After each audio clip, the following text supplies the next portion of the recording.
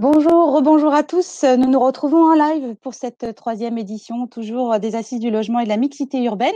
Nous poursuivons notre point sur le sujet de la location après cette introduction de monsieur le député Nogal que vous avez pu suivre, mais bien évidemment que vous pouvez rapidement retrouver en replay. Nous vous proposons une table ronde afin de faire le point sur les dernières actualités et de discuter ensemble sur les leviers clés permettant cette location en confiance. Pour ce faire, je suis entourée de Roselyne Conan, directrice générale de l'Agence nationale pour l'information sur le logement, l'ANIL. Bonjour. Bonjour, merci d'être avec nous. Danielle Dubrac, conseillère au CESE, présidente de l'UNIS. Bonjour madame. Bonjour à toutes et à tous. Monsieur Jean-Marc Torolion, président de la FNAIM. Bonjour à tous. Et enfin, monsieur Olivier Le Gallo, membre du comité exécutif du groupe Se Loger. Bonjour monsieur. Bonjour. Merci à tous les quatre de votre présence. Nous le soulignons avec le député Nogal, levier essentiel pour répondre aux besoins de logement en France. On le sait, la location souffre d'un manque d'offres et des relations parfois tendues entre les bailleurs et les locataires. C'était le cas notamment au moment de la rédaction et du dépôt de son rapport, mais on peut en premier lieu se poser la question de savoir quelles sont les conséquences aussi sur ce marché de la crise que nous traversons. Et donc pour commencer, je me tourne vers monsieur Le Gallo pour avoir quelques données. Selon les derniers baromètres que vous avez menés chez Se Loger, monsieur Le Gallo, avez-vous vu émerger de nouvelles tendances sur le marché de la location? Alors bonjour à toutes et à tous. Alors effectivement, l'observation du marché immobilier est au cœur des enjeux du groupe Se Loger. Nous publions et nous diffusons à nos clients, à nos utilisateurs et à l'ensemble des médias et aux institutionnels de nombreuses informations. Nous les récupérons forcément déjà d'une connaissance fine du marché et de l'offre, puisque nous sommes le plus gros annonceur d'annonces professionnelles. Nous avons également une connaissance fine de la demande avec près de 70 millions de visites chaque mois, ce qui est considérable pour connaître un peu les tensions et les évolutions. Et puis, nous publions également chaque mois 3 baromètres. Un baromètre du prix des loyers, un baromètre des prix de la transaction, LPI Se Loger, et également un observatoire du moral immobilier qui nous apporte des informations cette fois-ci plus qualitatives sur la perception des acteurs de ce marché. Quelles sont les tendances que vous avez pu faire remonter de vos observatoires? Alors, comme vous le disiez en introduction, on a un marché de la location qui est évidemment structurellement assez tendu, avec un nombre d'offres qui est insuffisant sur le marché et du coup qui se traduit par une tension sur les prix, notamment sur les zones tendues, Paris et l'ensemble des grandes capitales régionales. Quand on a lancé par exemple notre baromètre il y a 2 ans, on a déjà mesuré des augmentations des prix de 2 à 3% en moyenne France et puis des pics d'augmentation sur des zones plus denses. Et notamment le meublé également avec des augmentations de plus de 5%, ce qui sont quand même des augmentations assez importantes. D'ailleurs, c'est aussi le cas sur le marché de la transaction, on ne va pas regarder aujourd'hui, mais on est sur un marché qui est extrêmement tendu, avec des prix compris entre 20 et 30% en 5 ans, ce qui est assez conséquent. Mais ça, c'était, j'ai envie de dire, un peu avant le Covid. Et le Covid a un petit peu rebalancé les choses. Sur le marché de la vente, il résiste plutôt bien, puisque je pense qu'on l'a vu, il y a beaucoup d'articles sur le sujet. Les Français ont un grand désir de nouveaux logements, ils veulent une pièce en plus, ils veulent un jardin, le télétravail ouvre des nouvelles opportunités, ce qui fait que le marché de la vente reste assez tendu et très actif en matière de demande. Et on voit même plutôt une pénurie de biens, donc le marché est comme très profitable pour les vendeurs. En ce qui concerne en revanche le marché de la location, on est sur une petite rupture de tendance par rapport à ce qu'on constatait les années précédentes, notamment sur les zones denses, puisqu'en fait, on a eu 2 effets. Le premier effet qui est assez significatif, c'est qu'on a eu un report de toute l'offre saisonnière sur l'offre classique, dit classique, ce qui a eu un apport d'offres de biens locatifs importants sur ce marché. Quand je parle d'importance, c'est quand même près de 75% d'annonces, par exemple, à Paris, en quelques mois. C'est comme gigantesque comme mouvement. Oui, c'est énorme. C'est tout le report de tous les Airbnb, par exemple, qui ne pouvaient pas trouver preneur puisque les frontières étaient fermées. Exactement. Et au niveau national, on est à 17%. Donc, c'est un mouvement conséquent. Dans le même temps, on a eu une petite baisse de la demande. Alors, pas sur tous les types de biens, mais par exemple sur des petits biens. Je pense notamment aux étudiants, quand certains sont repartis dans leur famille. Je pense aux expats également, qui sont moins venus en France. Donc, en fait, plus d'offres, moins de demandes. La macroéconomie a ses lois. On a du coup moins de tension que précédemment et du coup un peu moins de tension sur les prix qu'on constatait récemment. Et du coup, ça se traduit par une évolution des prix qui est beaucoup plus modeste depuis quelques mois. on est autour de 1 point d'augmentation de prix, ce qui est un peu au-dessus de l'inflation, c'est beaucoup plus modeste par rapport à ce qu'on connaissait, alors que sur la transaction, on est encore sur des augmentations qui sont autour de 5 à 6%. Donc on voit là déjà un petit décrochage entre le marché de la vente et le marché de la location. Et sur certains spots touchés par le Covid et touchés par l'effet de report de la location saisonnière, par exemple à Paris, on a même des débuts de prix, de baisse des prix. Je pense notamment au meublé, avec une inflation de l'offre de meublé.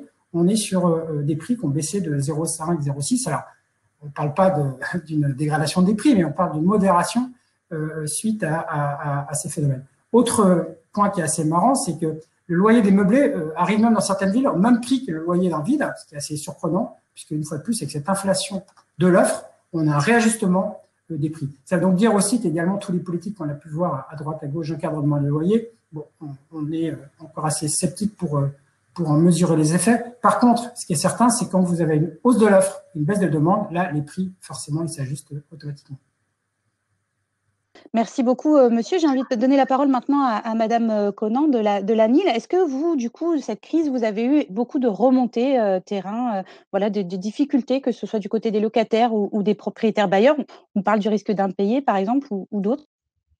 Alors, en termes de sollicitation, tout d'abord, de notre réseau, si on compare les 2 dernières années, entre 2019, où on avait un peu plus de 880 000 consultations, là, on arrive sur 870 000 consultations. Donc, on peut pas dire que effectivement la période de crise n'a pas généré des questionnements. Au contraire, elle a maintenu un niveau de sollicitation de notre réseau très fort. Donc pendant la période effectivement de limitation des déplacements, on a eu des questionnements particuliers. Puis-je déménager? Dois-je continuer à payer mon loyer? Comment prêter mon logement à un soignant? Donc sur le sujet, nous avons déployé des outils pédagogiques pour informer.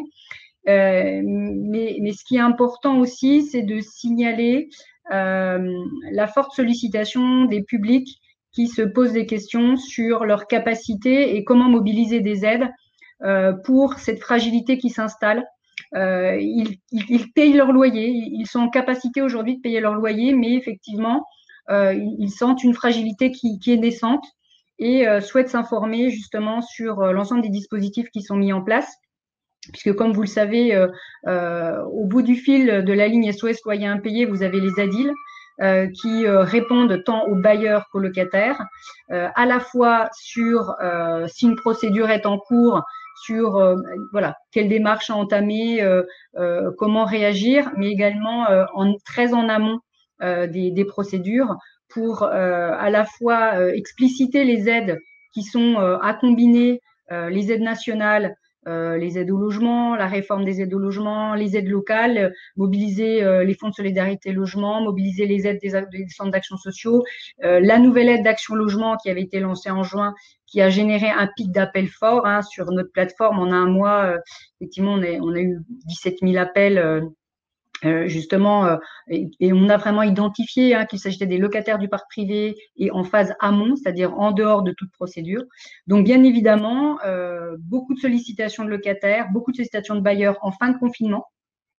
Et puis, une forte sollicitation donc, sur cette thématique impayée, même si on est plutôt sur la phase amont.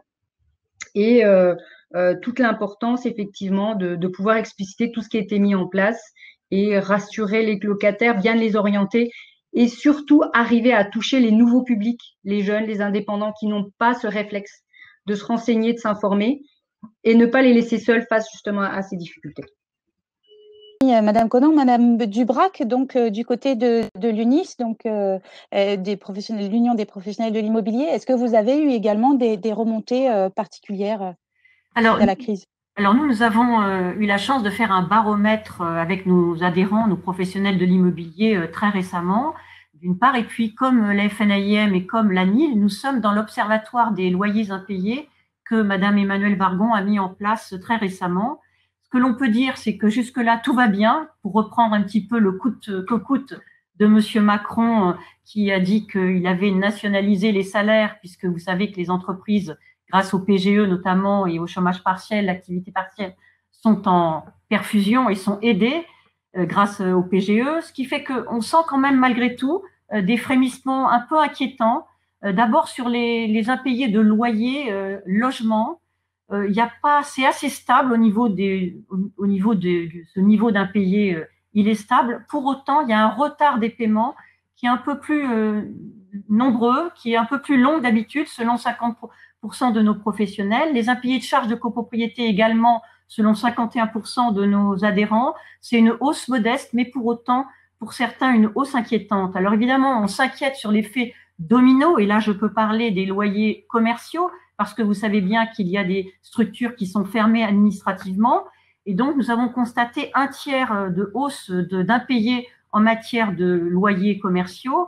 Il y a un tiers des personnes qui ont négocié le montant du loyer et puis 40% qui ont négocié l'exonération du mois de novembre. Mais on craint la réaction en cascade parce qu'il y a la situation du commerçant, de ses salariés, du bailleur commercial. Et donc, ça peut fragiliser, bien entendu, tout le parc locatif privé d'une part, mais aussi les charges de copropriété. Alors ensuite, et je voulais terminer par ça, il y a l'impact des annonces de la loi climat et résilience. Est-ce que ça a un impact sur les prix, soit au niveau du loyer, soit au niveau de la transaction? D'après nos adhérents, c'est un impact qui va être progressif, comme en ce moment on est dans des avant-projets et qu'on n'a pas encore connaissance de tout le calendrier, même si bien sûr on a en connaissance des différentes échéances qui nous attendent. Ça aura un impact rapidement pour 14% de nos adhérents. Et donc, si vous voulez, la question aujourd'hui, c'est un peu déplacée sur l'impayé, la solvabilité des individus, bien sûr, mais aussi la rentabilité qui devient modeste. Et aujourd'hui, c'est est-ce que je pourrais louer demain? Est-ce que je pourrais louer demain? Parce que vous avez la décence du logement et vous savez bien que ça va devenir un indicateur fort pour les bailleurs, les investisseurs et même les copropriétaires, parce que les copropriétaires bailleurs sont très importants dans le parc locatif privé. Et donc là, la question fondamentale pour les bailleurs, c'est est-ce que je vais pouvoir louer mon bien en 2023, en 2028, selon les nouveaux DPE, mais je pense qu'on aura l'occasion d'aborder cette question. On va en reparler juste après, mais je voudrais d'abord céder la parole à Monsieur Torolion. Du coup, peut-être avoir un recul sur cette crise et bien sûr, nous parlerons ensuite des nouvelles dispositions qui ont été mises en place. Finalement, si on voulait un peu synthétiser les propos de Daniel et puis les propos qui ont été tenus par le groupe Se Loger, on s'aperçoit que l'immobilier à usage d'habitation principale loué nu sort renforcé et le grand gagnant en termes d'investissement immobilier de cette pandémie. Parce que finalement, on s'aperçoit que tout le secteur du meublé qui avait construit sa rentabilité sur une opportunité liée à la location de courte durée ou le modèle touristique, Airbnb, eh bien, sort perdant de cette année 2020. On s'aperçoit que effectivement, les bailleurs de locaux d'activité, de locaux commerciaux, de murs commerciaux sortent fragilisés de cette crise et on comprend pourquoi. Et en réalité, les bailleurs à usage de résidence principale nue sortent plutôt épargnés de cette pandémie. Les raisons en ont été évoquées naturellement. Mais je crois qu'il y a quelque chose de fondamental aussi, c'est qu'au fond, cette pandémie, elle a remis au centre de tout le monde son logement, ce lieu dans lequel on a une sécurité sanitaire, ce lieu dans lequel on se retrouve plus ou moins nombreux, et ce lieu au fond sur lequel il y avait un très fort affectif et qui est devenu central à un moment où on télétravaille, à un moment où on était confiné, à un moment où on ne pouvait plus sortir librement. Donc, avec la prudence qui sied à la situation, c'est vrai que les impayés locatifs, contrairement à certains Cassandres, n'ont pas du tout explosé, mais il faut bien y voir aussi que le logement est l'ultime rempart aujourd'hui par rapport à une pandémie, par rapport à une crise économique, et que donc il est priorisé, c'est certain, peut-être au détriment d'autres choses, mais en même temps, on a constaté que le surendettement avait massivement baissé, lié aux prêts à la consommation, qu'il y avait une baisse de la souscription des prêts à la consommation, donc on sent bien aussi peut-être, et je finirai par là, une forme de prudence globale du consommateur et du citoyen, et qui profite au fond à une forme de sécurisation du paiement des loyers à usage d'habitation principale. Madame Dubrac l'a évoqué, on a eu quand même deux annonces fortes ces derniers jours qui touchent le monde de la location. En premier lieu, la réforme du DPE. Du coup, peut-être l'un d'entre vous pourrait avoir peut-être un avis sur cette question.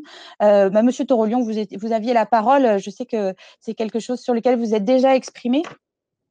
Le diagnostic de performance énergétique qui est en train d'intervenir et l'interdiction de louer. Je vais commencer par l'interdiction de louer parce que le président de la République avait dit « ce n'est pas rien ». Et il a raison.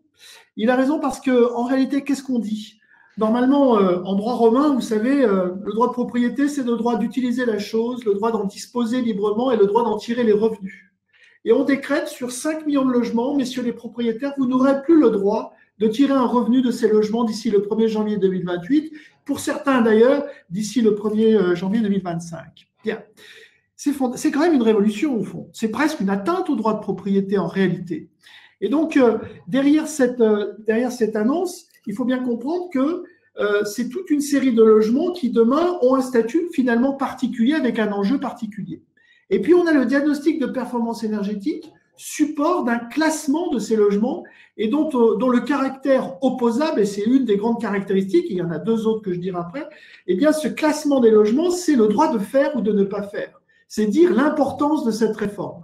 Ce diagnostic de performance énergétique également, il a deux autres novations, l'opposabilité, je l'ai dit, mais aussi ce fameux seuil d'émissions de gaz à effet de serre qui est très intéressant et qui est quand même très nouveau, et le fait, enfin, qu'on ne tient pas compte de l'intensité d'utilisation du logement, mais bel et bien des caractéristiques techniques propres au logement. Et on sent évidemment que cela va bouleverser la donne. Donc, derrière cette interdiction de louer qui est fondamentale et qui est un acte, j'allais dire, quand même important, en ce qui nous concerne, on veut bien y souscrire, mais en face, il faut un accompagnement, des mesures fiscales et une réalité pérenne dans le temps de cet accompagnement. Vous vouliez réagir à ces propos.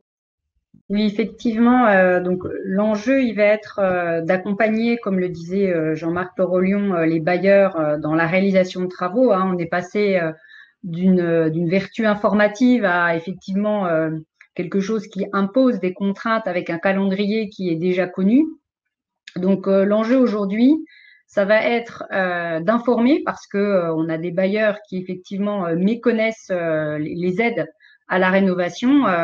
Je voulais préciser à ce titre que l'ANIL va sortir demain matin une étude, le deuxième volet de l'étude freins et motivation des bailleurs à la réalisation des travaux, où là, en synthèse, ce qu'il en ressort, c'est que les bailleurs réalisent les travaux sur fonds propres, hein, sur leurs économies, méconnaissent réellement les aides à l'amélioration. Et cette étude arrive à profiler différentes catégories de bailleurs. L'objectif est aussi d'identifier effectivement les freins à la réalisation de ces travaux et peut-être donner des pistes pour mieux cibler la communication, cibler les mesures d'aide, pour justement arriver à intensifier cette rénovation du parc, pour éviter que trop de logements ne sortent du parc locatif, pour qu'effectivement on arrive à monter en grade tous ces logements en catégorie, au-delà de la catégorie G, F, et plus on avance dans le temps, plus on va remonter en catégorie. Et je pense voilà, il y a un enjeu d'information et voilà, donc le réseau des ADIL, bien évidemment, sera là pour informer, continuer à informer les bailleurs et les locataires, puisqu'on peut aussi passer par les locataires pour inviter le bailleur aussi à faire les travaux. Alors, comme le rappelait quelqu'un dans notre chat, Monsieur Pellegrin, c'est aussi un moyen pour endiguer les marchands de sommeil ou les loueurs de logements indécents. Madame Dubrac, peut-être quelques mots sur ces deux grandes annonces, donc la réforme du DPE et surtout la future interdiction des passoires thermiques. Pour vous, il y a quand même un problème de calendrier. Alors, pour nous, il y a un problème de calendrier, mais je voudrais d'abord dire que le nouveau DPE, appelons-le comme ça, est quand même quelque chose de bien, parce que d'abord, il sera fiable techniquement parlant. C'est intéressant aussi l'étiquette climat et l'étiquette énergie. Peut-être que l'étiquette climat, on l'a oublié de temps en temps, que ça soit bien associé. Et puis l'opposabilité, c'est la sécurité. Alors c'est vrai qu'on est face à un problème d'ajustement des calendriers. Il vous a pas échappé que 2020, il y a eu la pandémie. 2021, on ne sait pas trop non plus où on va. Et donc, du coup, 2020 a été une année blanche en matière de décision. L'agenda climat, il s'est accéléré avec cette loi climat et résilience, et tant mieux, bravo au gouvernement d'avoir mis en place une convention citoyenne du climat avec des propositions, parce que c'est quand même ambitieux et courageux. Mais toute cette énergie à décider de supprimer les passoires thermiques a été un petit peu éliminée par cette année blanche. Et on ne sait pas du tout si en 2023, on aura une année verte, c'est-à-dire avec une éradication des pires passoires. Donc ça, c'est quand même compliqué, il faut quand même le dire, il y a un problème de calendrier. On a parlé du DPE, mais vous savez aussi que dans la loi, dans le projet de loi, il va y avoir un diagnostic. Et donc, le diagnostic technique global, pour nous, c'est intéressant parce que c'est un vrai outil d'aide à la décision. Qu'est-ce qu'on a comme problème, de quoi on est malade et comment on va pouvoir y remédier.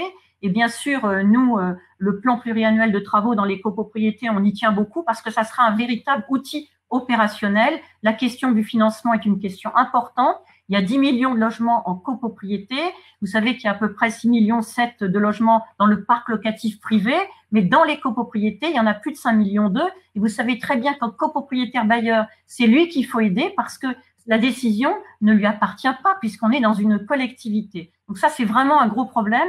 Donc je voudrais souligner que l'existence de ces outils dont on a parlé, grâce effectivement aux informations que peut donner l'ANIL, mais aussi que peut donner le réseau FER à travers l'ADEME, ce sont des informations qui sont extrêmement importantes et ça donne donc une nécessité de pilotage pointu et professionnel qui est apporté par, bien sûr, les diagnostiqueurs dans un premier temps, mais aussi les architectes, mais aussi les professionnels de la construction du bâtiment pour pouvoir faire cette rénovation énergétique. Je voudrais continuer et terminer pour dire que notre secteur, il est tiers de confiance, on revendique le rôle de tiers de confiance, mais notre secteur logement parc privé, il est très diffus. Il y a des professionnels, il y a des personnes qui louent de gré à gré. Donc la question qui se pose pour nous, c'est comment est-ce qu'on va faire avec de l'argent public qui est massivement injecté par le plan de relance dans la rénovation pour pouvoir briller. Et donc pour nous, la professionnalisation, c'est-à-dire les professionnels de l'immobilier que nous sommes, est une garantie. La performance rime avec la garantie. Et voilà un petit peu ce que je voulais dire par rapport à ce que vous souhaitiez que j'apporte comme élément de réponse. Il faut donc des professionnels qualifiés et reconnus et évidemment connaître les aides pour ensuite mieux décider. C'est très bizarre. On est capable en France de dépenser 20 000 € dans une voiture et quand on parle de 20 000 € dans de la rénovation énergétique en quote-part, puisque vraiment la préoccupation sont les bailleurs, les copropriétaires bailleurs, eh bien là, c'est beaucoup plus difficile à prendre comme décision. Et nous, on est là pour être relais dans la bonne décision au bon moment dans la rénovation de l'immeuble et du logement. Merci beaucoup, Madame Dubrac. Donc, j'avance un petit peu dans notre table ronde parce que nous avons un point important quand même. Nous parlions des leviers, mais il était important quand même de revenir sur ces dernières actualités avec vous et je vous en remercie. Donc, les leviers pour permettre de louer en confiance, donc pour rétablir aussi cette confiance entre les propriétaires et les locataires. Donc, on le sait, si on reprend les propositions du député Nogal, même si elles ont été formulées en amont de la crise, elles sont toujours d'actualité, nous a-t-il souligné. Et elles devraient même prochainement voir le jour. Donc, ce serait intéressant d'avoir votre avis là-dessus. Elles partent du constat que le nœud du problème, c'est dans le rapport de sécurisation des biens et des revenus locatifs. Est-ce que, Monsieur Le Gallot, vous pouvez nous donner les perceptions un peu du terrain, les points d'attention du marché de la location? Alors, tout à fait. Peut-être en préambule, souvent, on oppose le bailleur et le locataire, alors que dans à peu près 20% des cas, le bailleur est aussi un locataire. Donc, il y a aussi un effet miroir et donc certainement aussi parfois de l'empathie. Ce qui est intéressant également de souligner, c'est ce que d'ailleurs soulignait tout à l'heure M. Torolian, il faut penser au profil des bailleurs. Très souvent, c'est un foyer, un petit foyer qui investit ses économies également, ses revenus complémentaires dans son bien. Et donc, il y a un lien affectif également avec ce bien. Et il y a évidemment une crainte légitime pour son équilibre financier. Et souvent, le foyer comme ça particulier, il n'a pas une armée de juristes pour l'aider en cas de conflit. Donc, il faut quand même bien prendre en compte cette psychologie. Mais ce qu'on remarque précisément à travers notre observatoire du moral immobilier Se Loger, c'est qu'on a en fait 4 grandes préoccupations sur le marché. La première préoccupation qui touche à la fois les bailleurs et les locataires, c'est quel est le bon montant du loyer. C'est la première question qui compte, c'est est-ce que je loue au bon prix et que ce soit pour le locataire ou le bailleur. Et pour ça, je pense que le digital aujourd'hui peut apporter plein de solutions. on peut apporter de l'information, on peut apporter de la transparence, et je pense que c'est clé. La transparence apporte de la confiance, et un marché qui a de la confiance, c'est un marché qui est sain. Donc je pense que nous avons tous un rôle, on a entendu mes collègues de table ronde le dire, mais je pense que le groupe de SeLoger également a un rôle d'évangélisation sur ce marché, un rôle de communication. Nous avons un carrefour en fait d'audience qui nous permet comme ça d'apporter de l'information et de l'éclairage. C'est d'ailleurs la raison pour laquelle on a mis en place des plateformes d'invention des bailleurs pour les guider, à travers des boîtes d'outils, à travers des outils pour les aider à mettre en location, pour estimer le bon prix, pour faire connaître des aides aux travaux énergétiques, c'est ce que disait Mme Conan tout à l'heure. Tout ça est compliqué, donc on a un enjeu vraiment d'évangélisation. Et puis aussi, on est en train de travailler sur une collaboration avec le ministère de la Transition écologique pour apporter de la data, pour mieux analyser et comprendre l'évolution des prix, la carte des prix, pour une fois de plus apporter de la transparence à ce marché. Deuxième caractéristique, deuxième crainte de ce marché, c'est la hausse des loyers, surtout dans une crise économique. C'est un point évidemment important. Là, c'est côté locataire. On a 4 locataires sur 10 qui craignent une augmentation des montants de loyer. Donc, évidemment, on a un chiffre qui augmente avec cette pandémie. Mais on s'aperçoit que finalement, il n'y a qu'un bailleur sur 5 qui pense augmenter le prix. Donc, on voit bien qu'il y a une déconnexion entre la perception qui est certainement liée à cette crise et la réalité. Troisième sujet de crainte, ce sont évidemment les impayés. On a environ 27% des bailleurs qui nous informent dans cette étude qu'ils ont déjà été confrontés à un problème d'impayés à leurs locataires. C'est un chiffre très important. Donc c'est très important. Et ce qui est intéressant, on voit une évolution du coup de cette population des bailleurs, c'est que 55% de ces bailleurs déclarent vouloir un jour souscrire à une option de garantie. C'est un score qui est en hausse constante depuis quelques mois. Évidemment, avec la pandémie, ce chiffre augmente. Et puis, c'est notamment la garantie de loyer impayé qui est en train de se démocratiser. Donc, ça semble être une bonne chose. Et la proposition Nogal, c'était votre question, visant à s'appuyer sur les professionnels à travers le mandat de gestion locative pour garantir les impayés et la dégradation de logement, peut constituer certainement une proposition pour atténuer cette préoccupation. Et le dernier enseignement de cette étude, et la dernière crainte, c'est la restitution des dépôts de garantie, puisque 26% des locataires ont déjà rencontré des retards pour récupérer le dépôt de garantie. Et là également, un des points soumis par le rapport Nogal qui évoque que le locataire préférait que le dépôt de garantie soit consigné vers un tiers sur un compte séquestre qui pourrait être notamment auprès des professionnels. C'est quelque chose qui est plutôt bien perçu puisque 70% estiment cette recommandation plutôt positive. Donc, la conclusion de ça, c'est qu'on voit que des solutions qui sont envisagées dans le rapport vont plutôt dans le sens pour apporter de la sérénité entre locataires et bailleurs. Mais on voit aussi combien, à travers cet observatoire, les porteurs de projets IMO sont demandeurs d'infos, demandeurs de transparence, et je pense qu'on doit tous collectivement progresser pour cette pédagogie, cette transparence pour ce marché. Justement, donc on parle d'information, on parle de connaissances, donc je me tourne forcément vers Madame Conan, donc à l'ANIL. Comment est-ce que vous avez accueilli ces propositions? Donc on l'a vu avec Monsieur Le Gallo, donc on a plusieurs propositions. Le dépôt de garantie consigné par un seul garant et interdiction de cumul de garantie, création d'un contrat de location de garantie totale, une souscription d'assurance pour les professionnels. Voilà, elles ont été diversement accueillies. C'est vrai que les propriétaires, sur le moment, qui étaient plutôt de gré à gré, se disaient ouais non mais j'ai pas forcément envie de payer en plus, mais forcément on en parlera avec Monsieur Torolion et Madame Dubrac. Ce sont pas des choses qui sont aussi gratuites. Ce sont des services qui sont importants à mettre en place. Donc quelles sont les remontées que vous avez pu avoir là? Alors, concernant le cumul de garantie, ça me paraît effectivement plutôt une bonne direction à prendre. Voilà, sur les autres enjeux de cette proposition, je ne ferai que des remarques juridiques, en toute neutralité effectivement de la position que tient l'ANIL. C'est une remarque sur la formulation sur le contrat de location dit contrat en garantie totale. Effectivement, voilà, c'est peut-être une reformulation peut-être nécessaire puisque un contrat de location, il n'est que entre le bailleur et le locataire. Et c'est vrai que le professionnel de l'immobilier est en lien avec le bailleur. Donc c'est vrai que là, on a l'impression qu'effectivement, le contrat de location serait tripartite entre le professionnel, le locataire et le propriétaire, ce qui effectivement peut peut voilà, créer une sorte d'incompréhension sur le sujet. Peut-être une autre observation sur cette notion de garantie totale, qui est totalement rassurante pour un propriétaire, évidemment, hein, puisque l'impayé de loyer, c'est une des premières craintes qui peut être un frein total à la mise en location, bien évidemment. Cela veut dire que cette garantie repose sur la souscription d'une assurance qui permettra de couvrir le risque, ce qui veut dire que l'assureur, bien évidemment, va vérifier la solvabilité du locataire en se basant sur différents éléments factuels, hein, de ressources, de liens à l'emploi. Donc, évidemment, on peut imaginer un système de scoring pour évaluer la solvabilité des locataires.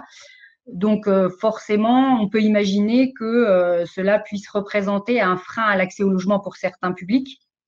Donc là, c'est des questions qu'on peut se poser. Et puis, par rapport aux différents contrats et aux éventuels incidents qui pourraient émailler le lien contractuel de location, l'établissement de listes, effectivement, de défaillants et de défaillance peut aussi poser question, voilà, sur ce sujet. Et voilà, la présence d'une base de données sur ce point. Donc, la notion de, voilà, on peut, après, l'identification du tiers de confiance, évidemment, le professionnel est forcément, je dirais, voilà, en compétence sur la gestion, sur le conseil au bailleur, mais on ne peut pas le considérer comme tiers, puisqu'il y a un lien contractuel entre le bailleur et le professionnel de l'immobilier. Il n'est pas dans le lien contractuel locatif, mais il n'est pas tiers. Il y a forcément un lien entre lui et le bailleur. Voilà, ce ne sont que des observations juridiques pour éclairer le débat. Merci. Peut-être, je me tourne vers Madame Dubrac. Peut-être une réaction de votre côté. Très rapidement sur le projet Nogal, on va dire comme ça, donc le mandat de garantie totale facultatif, on est pour. Les dépôts de garantie, on sait faire, on a une caisse de garantie, on a une responsabilité civile professionnelle, on sait faire. Et puis sur la caution, eh bien, pluralité de cautions possibles, parce que en fonction du cas par cas, du locataire et du bailleur. Mais sinon, qu'est-ce qu'on observe sur le terrain? On observe des choses qui sont quand même invraisemblables et un peu contradictoires. Vous savez, il y a l'encadrement des loyers, il y a quand même l'expérience qui vient de se termine sur Paris. Et donc, ça provoque malgré tout un repositionnement des bailleurs qui, au mieux, se tournent vers la location meublée, on en a parlé tout à l'heure, ou au pire, vers la location touristique. Ensuite, pendant le deuxième confinement, celui de novembre, on a quand même des vendeurs qui n'avaient plus le droit, à cause du protocole sanitaire qui n'était pas mis en place, de faire des visites en raison de l'interdiction. Et donc, du coup, il y a certains vendeurs et des propriétaires, soit qui louaient, soit qui vendaient, qui se sont retournés vers du gré à gré et qui ont fait de la vente des fois qui n'était pas toujours catholique. Ensuite, il y a eu les permis de louer. On est quand même dans des permis de louer. On perd du temps sur les permis de louer qui sont censés, et on est tout à fait d'accord à UNIS pour lutter contre les marchands de sommeil. C'est pas du tout le sujet. Mais ces permis de louer ont un peu raté leur cible. Et surtout, c'est que les propriétaires et les bailleurs de bonne foi, ils perdent souvent 1 mois, 2 mois de loyer parce que c'est le temps de la décision. Donc nous, à UNIS, qu'est-ce qu'on préconise? On préconise d'inciter les épargnants à investir dans l'immobilier locatif, dans des logements abordables, c'est-à-dire le type intermédiaire. Aujourd'hui, il n'y a pas beaucoup d'incitation. Il y a le Pinel, mais vous savez bien qu'en 2024, ça va être un peu fini. Il y a le de Normandie qui est très bien. Il porte sur le parc existant, mais son champ d'application est parfois un petit peu limité dans l'espace. Alors, en résumé, si vous voulez, c'est ça que je voulais dire, on ne considère pas le bailleur comme un véritable personnage entrepreneur qui participe à l'économie du pays. Et donc, ce bailleur-là, il faudrait que quand il loue, il faudrait qu'il soit récompensé plutôt que pointé du doigt par de la réglementation, des taxes, de la fiscalité qui, entre parenthèses, est évolutive. Ce qui fait qu'à UNIS, mais sûrement comme d'autres professionnels de l'immobilier, on prône un petit peu l'égalité de traitement entre le social et le privé, entre l'intermédiaire contrôlé, le gré à gré, qui est majoritaire, vous l'avez dit tout à l'heure, mais qui est des fois pas forcément autant contrôlé que peut l'être un professionnel. Et pour nous, si vous voulez, il faut que l'investisseur bailleur, qui est vraiment le bailleur privé, y compris dans l'existant, il faut qu'il puisse amortir son bien en fonction du choix qu'il va faire sur le loyer social, très sociable, intermédiaire, qui puisse amortir son bien de 4, 3, 2%. On pourrait en discuter longuement, mais il nous faut inciter les bailleurs à louer. Et puis pour le parc privé et les logements qui vont sortir, les 25% du parc locatif qui vont sortir à cause des étiquettes F et G, je voudrais faire une remarque, c'est dans la proposition Louer en confiance de Monsieur Nogal, la proposition 27, il avait dit de faire très attention à cette étiquette-là pour que effectivement il y ait une partie du parc qui ne soit pas exclue. J'espère qu'il sera entendu. Merci beaucoup, Madame Dubrac de l'UNIS. Je me tourne vers vous, Monsieur Torolion, pour les quelques minutes qui nous restent. Donc, votre réaction par rapport à ce que vous avez entendu et bien sûr par rapport aux propositions du député Nogal. Écoutez, moi je pense que le député Nogal, il a fait le constat suivant, c'est que si la France avait 100% de son parc locatif intermédiaire, elle s'en porterait mieux. La réalité, c'est ça. Et son aspiration et l'aspiration de ce gouvernement, c'est d'avoir compris que l'intermédiation était la clé de l'application des politiques publiques du logement en direction du secteur privé. Parce qu'on va être quand même très clair. Chaque fois qu'il y a des tests, chaque fois qu'il y a des contrôles, tout démontre que le secteur intermédiaire, sans être parfait, est bien plus probant et bien plus vertueux que le secteur non intermédiaire. Et donc, moi, ce que je réclame, ce que nous réclamons, et avec l'UNIS, on est en ligne là-dessus, c'est qu'il y ait un avantage concurrentiel au profit du secteur intermédiaire. J'en cite un, le permis de louer. En quoi on perd son temps avec les professionnels pour aller visiter les logements susceptibles d'avoir un permis de louer? Pourquoi on ne concentre pas à ce moment-là l'argent, les efforts sur le secteur non intermédiaire en réalité, puisque nous, on peut être contrôlé à tout instant et on risque notre carte professionnelle à être dans l'indécence ou dans la malhonnêteté.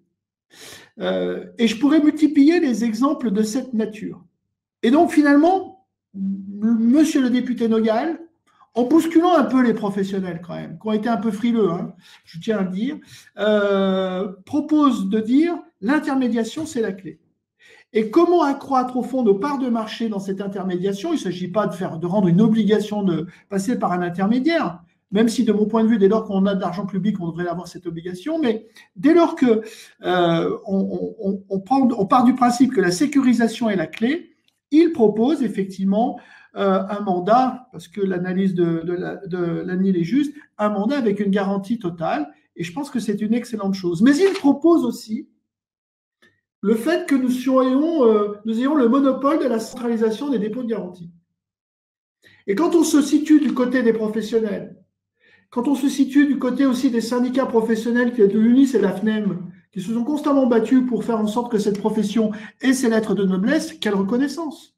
Et reconnaissons-le en fait, quelle marque de confiance! Je ne sais pas si, au fond, cette proposition ira jusqu'au bout. Nous nous sommes battus pour que le titre d'administrateur de biens soit protégé. Il trouve toute cette signification dans cette proposition de loi. Mais il y a aussi des exigences dans cette proposition de loi de formation, une capacité d'accompagnement des clients. Il y avait aussi un observatoire sur les impayés qui doit être mis en place. Bref, il est très riche ce rapport. Trouvera-t-il sa fenêtre législative? Je n'en sais rien.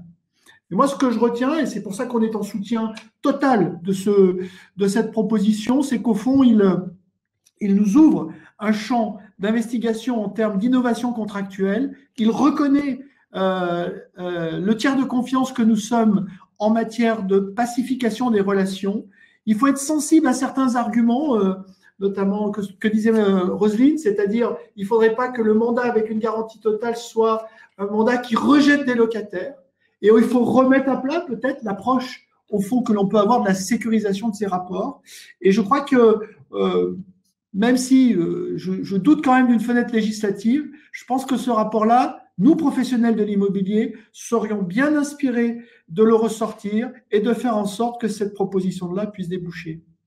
Merci beaucoup. Alors, le temps file à une vitesse incroyable. J'en suis désolée. J'aurais aimé que nous puissions continuer encore plus cette conversation. Je pense que vous avez tous réussi à vous exprimer, mais bon, on le voit. Donc, des propositions sur la table. Il y a quand même encore quelques petits points à améliorer, hein, on le sait. le député a parlé quand même de vouloir que ce soit des services gratuits. Évidemment, du côté des professionnels, c'est un peu compliqué. C'est quand même des choses lourdes à mettre en place. Donc, les mettre gratuits, c'est compliqué. On l'a vu avec Monsieur Le Gallot, quand même, qu'il y a une attente du terrain, et également aussi avec Madame Conan, qu'il y a une attente, mais qu'il y a besoin d'informations et que l'ANIL est là aussi pour leur apporter. Écoutez, je vous remercie vraiment beaucoup, tous les 4, d'avoir été avec moi aujourd'hui. Je vous dis à très bientôt, aux prochaines assises sûrement.